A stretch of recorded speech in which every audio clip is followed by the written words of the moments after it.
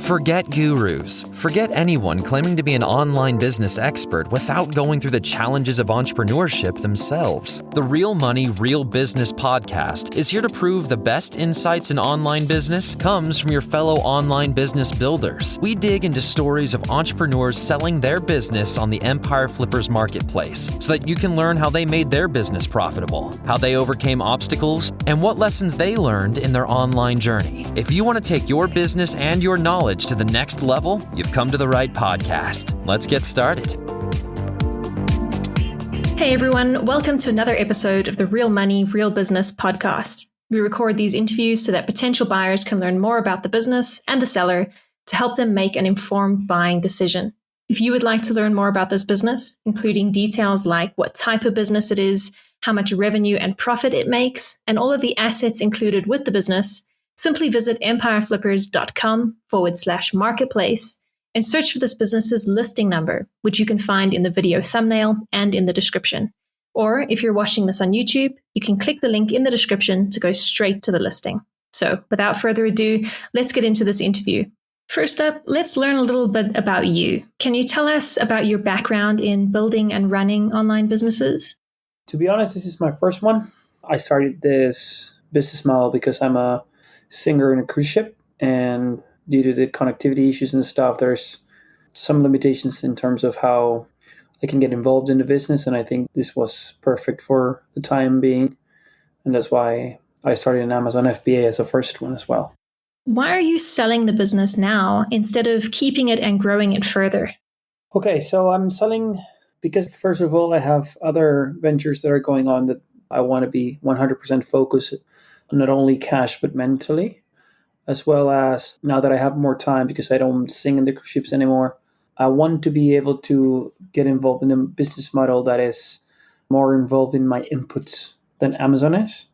Also, Amazon being a cash flow demanding business model is something that in the decision I made to change the course of my entrepreneurial life is something that I need.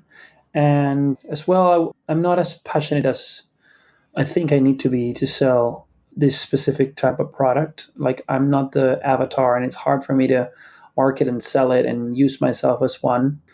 And that's one of the other reasons as well. Can you describe the amount and the type of work that you do on this business to maintain it?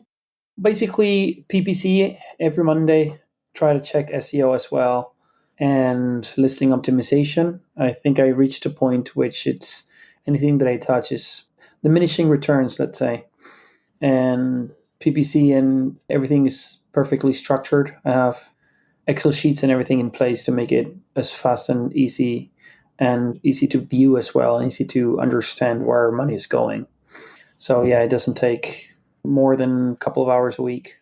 So if you were to keep this business, what are some of the ways you would try to grow it? I would over purchase stock, which is something that I haven't done correctly.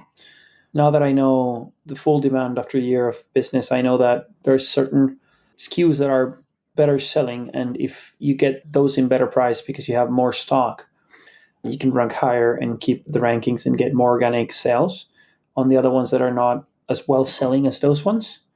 And that's on the inventory side. On the price as well, I would lower some prices to gain rank.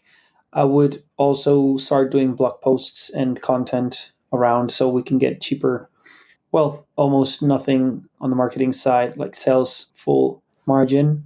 And as soon as that ramps up, we can start lowering PPC as well. So that will make the margins much higher. I already have an email campaign in place that are launching with the brand new stock that I purchased that has an email opt-in that will get people to read emails and receive offers. And I would launch new products on top of the line that we have using the email. So we're going to rank higher from the beginning and from the get-go, getting review system in place. That's pretty much the main things that I would do to make it triple or like 4x revenue. Right. And what would you say are the biggest risks with this business that buyers should be aware of?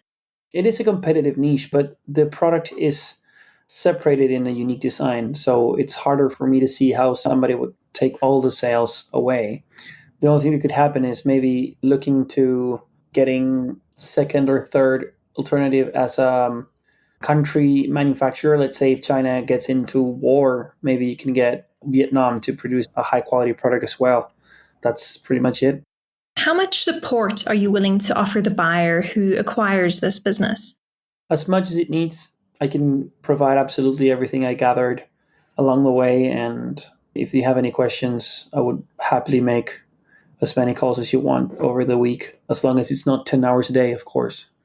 And also, I was thinking to keep working for the company as well if it's needed and reach, for example, revenue goals and proper incentives in place. I would be willing to keep on working on it if that's needed. Got it. And regarding the sale of the business, would you agree to a non-compete? Absolutely. Are you open to negotiating something like an earn-out agreement? It depends on the offer. Honestly, the influx of cash is what I'm looking for based on what I need for other projects as well and my lifestyle.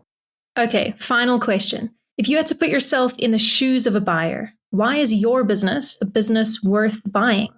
Absolutely. With only 1 year in business and only one line of products, as a first business of mine, it's working. And I'm not selling because I cannot grow it. I'm selling it because I want to grow something else. But this thing absolutely can grow, and I can actually stay and sign whatever needs to be signed for me to show my commitment long term to make this brand grow. This could totally be something that goes outside Amazon as well and gets into retail and many, many other venues.